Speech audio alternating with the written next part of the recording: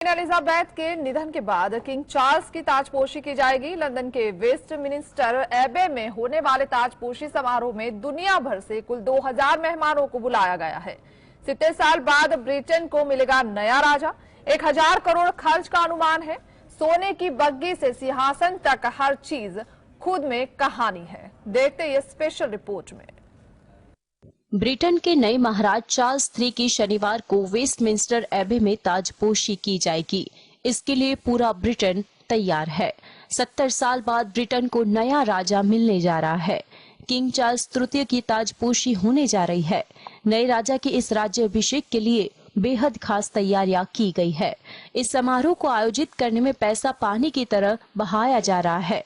इस समारोह के आयोजन में लगभग 2500 करोड़ का खर्च आ रहा है। इस समारोह में भाग लेने के लिए दुनिया भर के 14 देशों के सम्राट को बुलाया जा रहा है। महाराज चार्ल्स III के राज्याभिषेक के समारोह का सीक्रेट नाम ऑपरेशन गोल्डन ऑर्ब रखा गया है।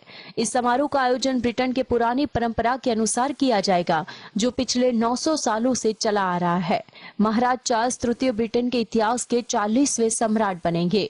ब्रिटेन के महाराज चार्ल्स III 86 साल के बाद उस गद्दी पर बैठने जा रहे हैं जिस पर उनके नाना जॉर्ज छठे ताजपोशी के वक्त बैठे थे। वहीं भारत की तरफ से किंग चार्ल्स के राज्याभिषेक में भाग लेने के लिए उपराष्ट्रपति धनखड़ पहुंचे हैं। इस वक्त ब्रिटेन भारत के बाद दुनिया की 6ठी बड़ी इकोनॉमी है। वहां के प्रधानमंत्री भी भारतीय मूल के ऋषि सुनक है। किंग चार्ल्स III की संपत्ति के आंकड़े करोड़ों में है। उनकी निजी संपत्ति 18,375 करोड़ है। क्राउन एस्टेट में लगभग 1.60 लाख करोड़ रुपए है और उनके पास रॉयल क्राउन ज्वेलरी भी है, जिनकी कीमत 59,247 करोड़ है। Bureau report, GSTV। पाकिस्तानी विदेश मंत्री बिलावल भुट्टो ने भारत दौरे पर कश्मीर का राग छेड़ा तो इस जयशंकर ने उन्हें करारा जवाब दिया और नींद से जागने की सलाह दे डाली। कैसे पाकिस्तान को भारत ने दिया जवाब, कब सुधरेगा पाकिस्तान, देखते हैं अंदर की बात में। पाकिस्तान के विदेश मंत्री बिलावल भुट्टो 2 दिनों तक भारत की जमीन पर रहने के बाद वापस अपने देश लौट गए हैं। बिलावल भुट्टो गोवा में शंघाई सहयोग संगठन के विदेश मंत्रियों की बैठक में शामिल होने आए थे, लेकिन जैसा कि पाकिस्तान की आदत है, वे यहां भी कश्मीर का राग छेड़ना नहीं भूले। बिलावल ने एक इंटरव्यू में आर्टिकल 370 का भी जिक्र किया और भारत के विदेश मंत्री S जयशंकर से मुलाकात न होने के पीछे इसे वजह बताया। वहीं भारतीय विदेश मंत्री जयशंकर ने बिलावल पर तंज कसते हुए उन्हें नींद से जागने की सलाह दे डाली। बिलावल भुट्टो ने अनुच्छेद 370 रद्द करने की मांग उठाई तो भारतीय विदेश मंत्री S जयशंकर ने अपने पाकिस्तानी समकक्ष को फटकार लगाते हुए नींद से जागने की सलाह दे डाली। SCO की बैठक के बाद एक प्रेस कॉन्फ्रेंस में जयशंकर ने अंग्रेजी मुहावरे wake up and smell the coffee, नींद से जागो और कॉफी की खुशबू को लो का जिक्र करते हुए कहा कि आर्टिकल 370 अब इतिहास है। जो लोग इसकी बात कर रहे हैं उन्हें नींद से जाग जाना चाहिए। इसके पहले बिलावल भुट्टो ने कश्मीर में G20 के आयोजन पर भी आपत्ति जताई थी। कश्मीर भारत का अभिन्न था, है और रहेगा। Bureau report, GSTV। Jammu Kashmir में आतंकियों को खत्म करने के लिए सेना ऑपरेशन ऑल आउट चला रही है। राजौरी में गुफा का फायदा उठाकर आतंकियों ने छिपकर शुक्रवार को आईडी हमला कर दिया था, जिससे 5 जवान शहीद हो गए। राजौरी के केसरी हिल्स की गुफाएं क्यों बनी आतंकियों की पनाहगाह? कौन सा रास्ता गुफा बन सकती है खतरा? आइए देखते हैं। पाकिस्तान में बैठे आतंकी आका और ISI जम्मू कश्मीर में आतंकवाद को परोसने के लिए नई चाल चल रहे हैं। रिपोर्ट के मुताबिक पाकिस्तान राजौरी और पूंछ से सबसे ज्यादा आतंकी घुसपैठ और आतंकी वारदात को अंजाम देने की फिराक में है। इसके साथ ही इस इलाके में 12 से अधिक प्राकृतिक गुफाएं भी है, जिनमें आतंकी बड़ी घटना को अंजाम देकर या फिर घुसपैठ कर छुप जाते हैं। यही गुफाएं इन दिनों सुरक्षा बलों के लिए एक टेढ़ी खीर बन चुकी है। आइए जानते हैं कौन से 5 खुफिया रास्तों का इस्तेमाल करते हैं आतंकी। दुधनियाल लॉन्च पैड रूट से केथनवाली फारेस्ट से मगाम फारेस्ट से कुपवाड़ा आतंकी आ सकते हैं। कैल लॉन्च पैड रूट से लुलाब घाटी से क्षमा कल्लापुरा से कुपवाड़ा में घुसपैठ की जाती है। नल्ली पियो के रूट से होते हुए मंजूट के रास्ते दंडसेर फॉरेस्ट के जरिए कालाकोट से घुसपैठ हो सकती है। कोटकोतरा पीओके रूट से होते हुए आतंकी बगला और कालाकोट पहुंचने की फिराक में है। निकेल पीओके रूट से राजौरी और पूंछ में निकेल से बुधल होते हुए मंजीकोट के रास्ते घुसपैठ हो सकती है। सूत्रों के मुताबिक आतंकियों को पीओके में गांव वालों के बीच छिपाकर रखने के पीछे आईएसआई की चाल यह है कि इन पर किसी भी सुरक्षा एजेंसी की नजर न पड़े। Bureau report, GSTV। PM Narendra Modi ने शनिवार को सुबह बेंगलुरु में 26 किलोमीटर लंबा रोड शो शुरू किया तो अनोखे नजारे दिखाई दिए। कर्नाटक विधानसभा चुनाव प्रचार के दौरान बजरंग दल पर प्रतिबंध विवाद के बीच पीएम मोदी के इस रोड शो के दौरान भगवान हनुमान के वेश में भी एक व्यक्ति नजर आया। कर्नाटक विधानसभा चुनाव में इस वक्त बजरंग दल पर बैन का मुद्दा छाया हुआ है। क्या बजरंग बली को आगे कर कर्नाटक जीतेगी बीजेपी? पीएम नरेंद्र मोदी ने आज शनिवार को सुबह बेंगलुरु में 26 किलोमीटर लंबा रोड शो किया तो अनोखे नजारे दिखाई दिए। कर्नाटक विधानसभा चुनाव प्रचार के दौरान बजरंग दल पर प्रतिबंध विवाद के बीच पीएम मोदी के इस रोड शो के दौरान भगवान हनुमान के वेश में ही भी एक व्यक्ति नजर आया। कर्नाटक विधानसभा चुनाव में इस वक्त बजरंग दल पर बैन का मुद्दा छाया हुआ है। इसका यह वीडियो सामने आया है। दरअसल कांग्रेस द्वारा अपने घोषणा पत्र में बजरंग दल को बैन करने की बात कही गई है और इस मुद्दे को बीजेपी ने हाथों हाथ ले लिया है। खुद पीएम मोदी ने इस मुद्दे को बजरंग बली से जोड़ते कांग्रेस पर जमकर निशाना साधा। कर्नाटक विधानसभा की 224 सीटों के लिए एक ही चरण में 10 मई को वोट डाले जाने हैं। 10 मई को होने वाले मतदान के लिए चुनाव प्रचार 8 मई की शाम 5 बजे थम जाएगा। चुनाव नतीजे 13 मई को आने वाले हैं। कर्नाटक चुनाव के लिए प्रचार अंतिम चरण में पहुंचा तो सत्ताधारी भारतीय जनता पार्टी ने पूरी ताकत झोंक दी। Bureau report, GSTV। Mafia don Atiq Ahmed और उसके भाई अशरफ की हत्या की खबर मिलने के बाद शाइस्ता परवीन प्रयागराज आई थी। कौन शूटर था उसके साथ? क्यों शाइस्ता का प्लान हुआ फेल? अभी तक क्यों नहीं पकड़ी गई शाइस्ता? क्या कर रही है यूपी पुलिस? देखते हैं अंदर की बात में।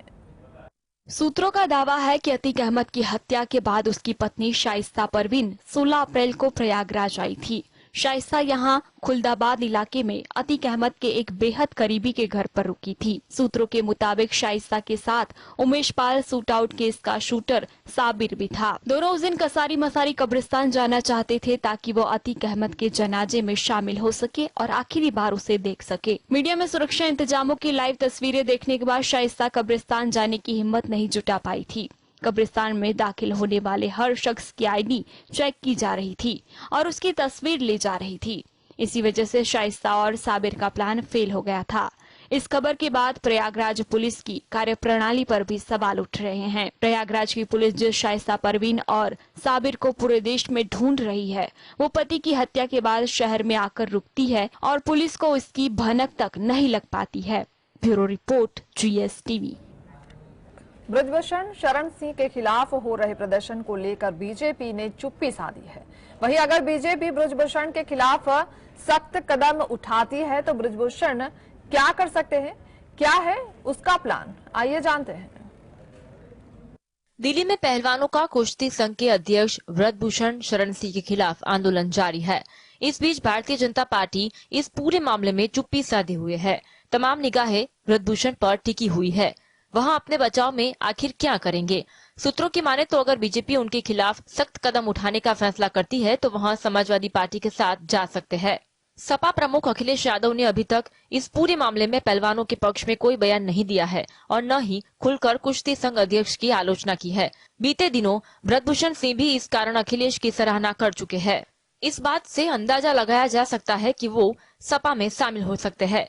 उन्होंने कहा, अखिलेश जी सच जानते हैं, मुझे राजनीति का शिकार बनाया जा रहा है। मेरे खिलाफ आंदोलन कर रहे पहलवानों का सामाजिक दायरा किसी से छिपा नहीं है। समाजवादी पार्टी के प्रवक्ताओं को भी साफ निर्देश दिए गए हैं कि वे टीवी चैनलों पर ब्रजभूषण के समर्थन या खिलाफ कोई टिप्पणी नहीं करें। सूत्र बताते हैं कि बीजेपी भी इस मामले में कोई बड़ा फैसला लेने से बच रही है, क्योंकि पार्टी नहीं चाहती कि पूर्वी उत्तर प्रदेश में उसका प्रभुत्व कम हो, खासकर उन जगहों पर जहाँ सिंह आबादी का दबदबा ज्यादा है। पार्टी के वरिष्ठ कार्यकर्ता के अनुसार लोकसभा चुनाव में अब कुछ महीनों का ही समय रह गया है। ब्रजभूषण सिंह का करीब 6 से 7 सीटों पर बड़ा प्रभाव है, इसीलिए पार्टी ने इस पूरे मामले पर नजर बना रखी है। Bureau report, GSTV। Sharad Pawar ने अपना इस्तीफा वापस लेने की घोषणा कर दी है। उन्होंने कहा कि कमेटी द्वारा लिया गया निर्णय और इन सभी मांगों पर विचार करते हुए मैंने एनसीपी अध्यक्ष पद छोड़ने का फैसला वापस ले लिया है। भले ही मैं यह फैसला ले रहा हूं, मुझे लगता है कि पार्टी में नए नेतृत्व का निर्माण होना चाहिए और मैं इसके लिए काम करूंगा। एनसीपी में अध्यक्ष पद को लेकर चल रही हलचल पर विराम आ गया है। शरद पवार ने अपना इस्तीफा वापस ले लिया, यानी शरद पवार ही एनसीपी के अध्यक्ष बने रहेंगे। इससे पहले पार्टी की 18 सदस्य वाली कमेटी ने इस्तीफा नामंजूर कर दिया था। मीटिंग के दौरान एनसीपी कमेटी ने कहा था कि सक्रिय राजनीति में रहते हुए शरद पवार ही पार्टी के अध्यक्ष बने रहेंगे। इसको लेकर शुक्रवार शाम को शरद पवार ने वाईबी चौहान सेंटर में प्रेस कॉन्फ्रेंस की और अपना इस्तीफा वापस लेने की घोषणा कर दी।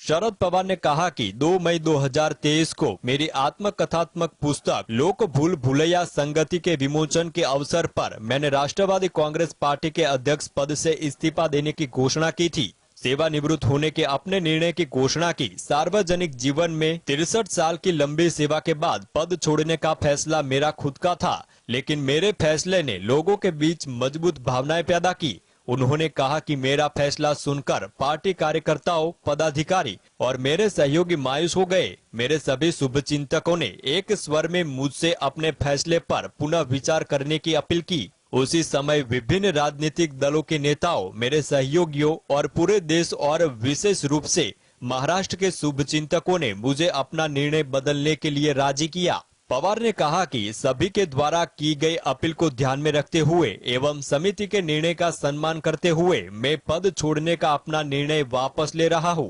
कार्यकर्ताओं का अनादर नहीं कर सकता हूं। भले ही मैं यह फैसला ले रहा हूं, मुझे लगता है कि पार्टी में नए नेतृत्व का निर्माण होना चाहिए और मैं इसके लिए काम करूंगा। राहुल गांधी, सीताराम येचुरी और अन्य कई ने कहा कि विपक्ष की एकजुटता के लिए मेरी मौजूदगी जरूरी है। हालांकि अजित पवार के प्रेस कॉन्फ्रेंस में नहीं होने के सवाल पर उन्होंने कहा कि पीसी में हर कोई नहीं आता है। पार्टी के सभी सीनियर नेता अजित पवार सहित पार्टी के सभी वरिष्ठ नेता प्रस्ताव पारित करने में शामिल थे। मैंने अपने साथियों को भरोसे में ही नहीं लिया था, क्योंकि मुझे लगता था कि वे मुझे ऐसा नहीं करने देंगे। प्रतिक्रिया को देखते हुए मैंने अपना निर्णय वापस लिया है। पूरी टीम सक्षम है। मैंने उन्हें मौका देने के लिए इस्तीफा देने का फैसला लिया था। Bureau report, GSTV। भारत बीते दिनों चीन को पीछे छोड़ दुनिया की सबसे ज्यादा आबादी वाला देश बना है। ऐसे में सबसे बड़ी चुनौती लोगों को रोजगार उपलब्ध कराने की है, क्योंकि भारत में बेरोजगारी बड़ी तेजी से बढ़ रही है।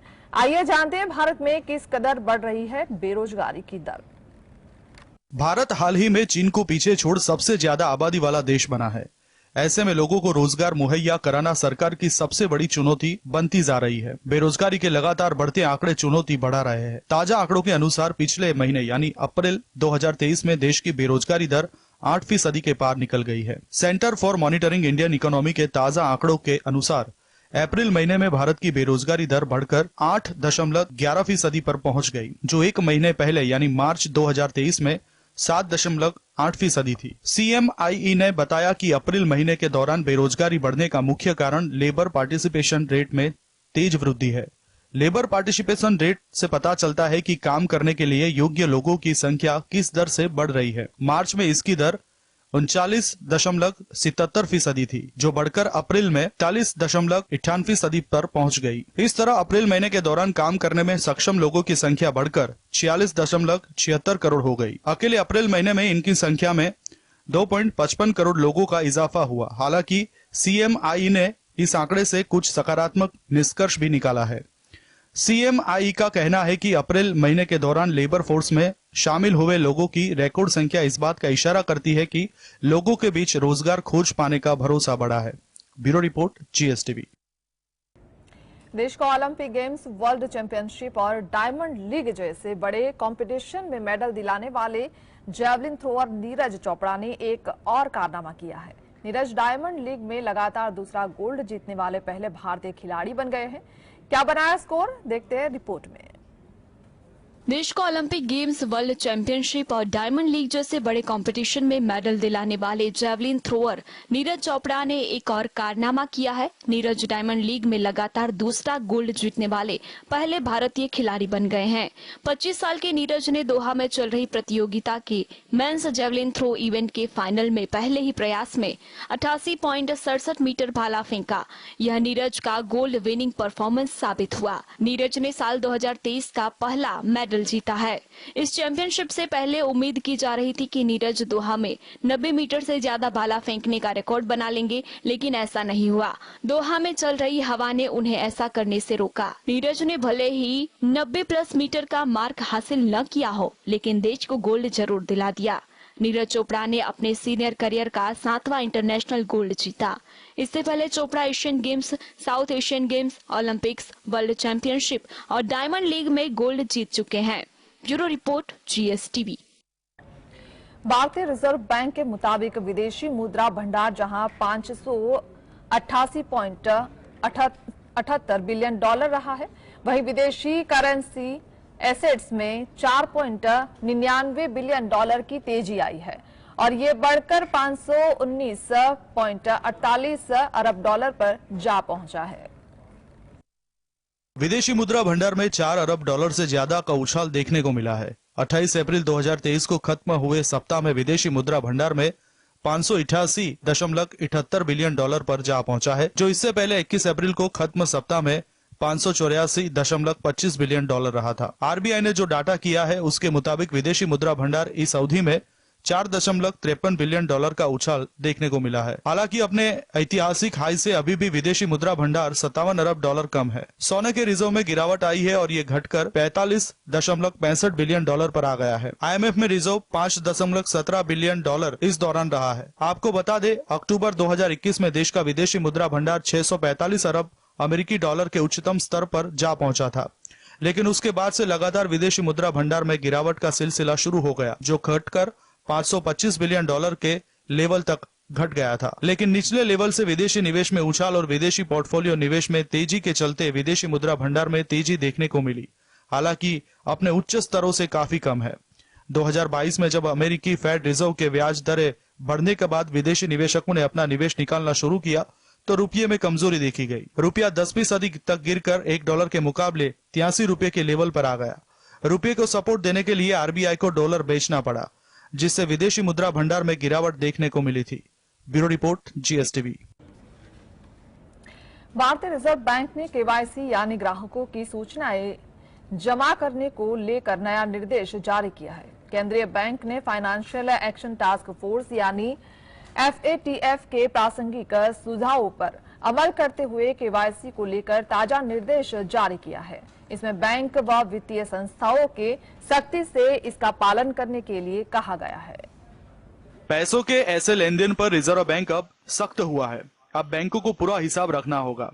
रिजर्व बैंक ने यह निर्देश वायर ट्रांसफर को लेकर किया है। आरबीआई ने बैंकों पर अन्य वित्तीय संस्थाओं से कहा है कि वे घरेलू हो चाहे सीमा पार का लेन देन, वायर ट्रांसफर के सभी मामलों में पैसे भेजने वाले और उसे पाने वाले दोनों की पूरी सूचनाएं अपने पास रखें।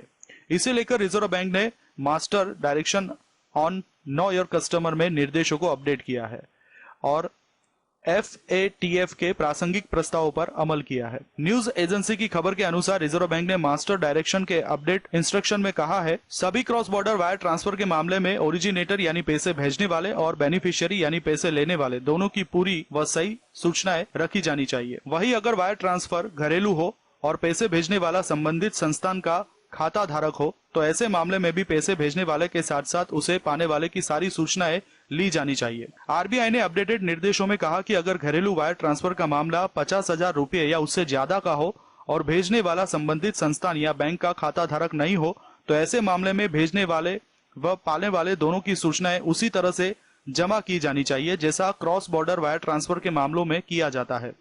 रिजर्व बैंक ने कहा कि वायर ट्रांसफर के सभी मामलों में केवाईसी की सूचनाएं जमा करना उसी बैंक या वित्तीय संस्थान की जिम्मेदारी है जहां से पैसे भेजे जा रहे हैं। इन बैंकों और अन्य वित्तीय संस्थानों को जरूरत पड़ने पर वायर ट्रांसफर के ओरिजिनेटर एवं बेनिफिशियरी की जानकारियां जांच प्राधिकरणों को मुहैया कराना होगा। Bureau report, GSTV। वित्त वर्ष 2020 से अब तक म्यूचुअल फंड इंडस्ट्री में नए निवेशकों की संख्या में भारी बढ़त देखने को मिली है। युवाओं में म्यूचुअल फंड को लेकर उत्साह बढ़ा है। इसमें सबसे ज्यादा योगदान मिलेनियंस का रहा है। मिलेनियंस को जनरेशन बॉय के नाम से भी जाना जाता है। बताते चले कि 1981 से 1996 के बीच पैदा हुई पीढ़ी को मिलेनियंस कहा जाता है। CAMS की एक रिपोर्ट के मुताबिक इस अवधि में 84.8 लाख नए मिलेनियंस निवेशक म्यूचुअल फंड निवेशकों के समूह में शामिल हुए हैं। वित्त वर्ष 2019 से 23 के बीच म्यूचुअल फंड निवेश में मिलेनियंस की 54% हिस्सेदारी है। वही SIP के जरिए 29% पैसा आया है। CAMS की रिपोर्ट में बताया गया है कि इस अवधि में मिलेनियंस की तरफ से 1,03,000 करोड़ रुपए का MF निवेश हुआ है। वही उनकी एसेट अंडर मैनेजमेंट 96.425 करोड़ रुपए रही है। इसमें भी खास बात यह है कि इन मिलेनियंस में 26% हिस्सेदारी महिलाओं की है। इस रिपोर्ट के मुताबिक वित्त वर्ष 2019 से 23 के बीच म्यूचुअल फंड इंडस्ट्री में 1.57 करोड़ नए निवेशक शामिल हुए हैं। उनमें से 54% निवेशक मिलेनियंस के हैं। CAMS के इस रिपोर्ट में यह भी बताया गया है कि इस अवधि में मिलेनियंस की तरफ से 1,03,000 करोड़ रुपए का MF निवेश हुआ है। वही उनकी एसेट अंडर मैनेजमेंट 96.425 करोड़ रुपए रही है। इस अवधि में म्यूचुअल फंड में हुए कुल 5.34 करोड़ रुपए के SIP में 29% योगदान मिलेनियंस से आया था। CAMS की इस रिपोर्ट से पता चलता है कि कोविड महामारी के कारण म्यूचुअल फंड इंडस्ट्री में निवेशकों की बड़ी आमद हुई है। वित्त वर्ष 2019 में MF इंडस्ट्री में 29 लाख नए निवेशक आए। वही वित्त वर्ष 2020 में 21.2 लाख नए निवेशक जुड़े, जबकि वित्त वर्ष 2021 में भी करीब इतने के निवेशक MF इंडस्ट्री से जुड़े थे। Bureau report, GSTV। क्या आपको मालूम है, जब भी आप पेट्रोल डीजल भरवाते हैं तो 1 लीटर के सामने आपके पास सरकार कितना टैक्स वसूलती है? आइए जानते हैं। केंद्र और राज्य सरकारें पेट्रोल डीजल पर भारी भरकम टैक्स वसूलती है। देश में हर दिन देश की प्रमुख तेल कंपनियां हिंदुस्तान पेट्रोलियम, इंडियन ऑयल और भारत पेट्रोलियम पेट्रोल डीजल के दाम तय करती है। केंद्र और राज्य सरकारों के लिए पेट्रोल डीजल की कमाई का एक बड़ा जरिया है। अब समझ लेते हैं कि 1 लीटर पेट्रोल पर केंद्र और राज्य सरकार आपसे कितना टैक्स वसूलती है। उदाहरण के तौर पर देखें तो 1 मई 2023 दिल्ली में 1 लीटर पेट्रोल भरवाने के लिए 96.72 रुपए खर्च करने पड़ रहे थे। इसमें 35.61 रुपए टैक्स के शामिल थे, जिसमें से 19.90 रुपए केंद्र सरकार के खजाने में पहुंचता है और 15.71 रुपए राज्य सरकार के पास गया। इसके अलावा 1 लीटर पेट्रोल पर डीलर का कमीशन 3.76 रुपए बनता है। ट्रांसपोर्टेशन के लिए 0.20 पैसे जोड़ा जाता है। पेट्रोल डीजल की कीमतें काफी समय से स्थिर है। हालांकि इंटरनेशनल मार्केट में कच्चे तेल का भाव ऊपर नीचे जरूर हो रहा है। पिछले साल मार्च में रूस यूक्रेन के बीच युद्ध छिड़ने के बाद देश में ईंधन की कीमतों में जबरदस्त उबाल आया था। देश की ऑयल कंपनियों को कच्चे तेल की कीमतों में आई उछाल की वजह से पेट्रोल डीजल के रेट बढ़ाने पड़े थे। फिलहाल देश में पेट्रोल की औसत कीमत लगभग 100 रुपए प्रति लीटर के आसपास है। लेकिन क्या आप जानते हैं कि 1 लीटर पेट्रोल कीमत में टैक्स का हिस्सा करीब 50% होता है। Bureau report, GSTV। विश्व स्वास्थ्य संगठन यानी WHO ने बताया कि कोरोना अब वैश्विक महामारी नहीं है। इसके साथ ही WHO ने यह भी साफ किया कि इसका मतलब यह बिल्कुल नहीं है कि कोविड वायरस खत्म हो गया।